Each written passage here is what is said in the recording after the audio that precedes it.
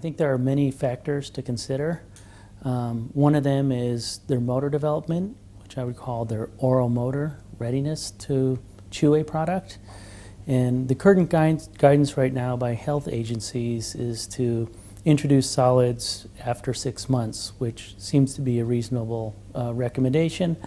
But when you introduce solids, there's a lot of conflicting information about what order, what textures, when do you introduce those, in what sequence.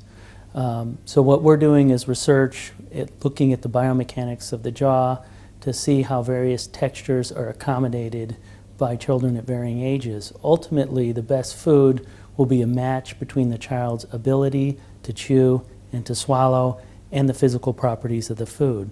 So I think as this research continues, we'll identify optimal foods at various ages.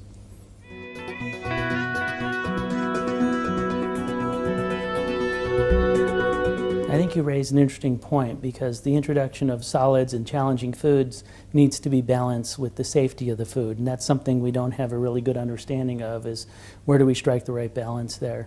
But I think our techniques will help us identify those textures which are most challenging and the textures which are easy for a very young child with an immature oral motor system to chew.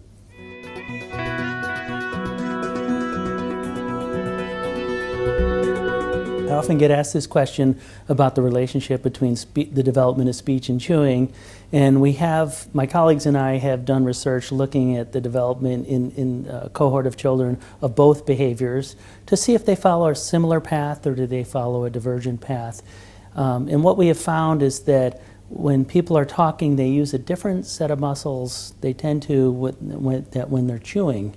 So we think that the behaviors are distinct in many ways. If you think what you're doing when you're swallowing, you're learning to ingest. You're moving product, you're chewing it, and then you're moving it into the mouth. When you're talking, you're actually producing an airstream, and it's leaving your mouth. So it's a very different task, very different demands, very different goals, and they probably don't relate to each other in a normal, healthy, developing child. If a child is having some type of motor disturbance that affects their motor control, then potentially both behaviors can be affected for that reason. But in general, they tended to have a different developmental path.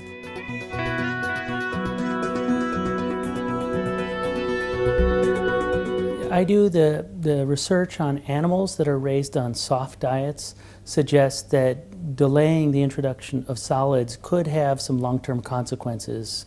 Solids are a very salient stimulus for oral motor development.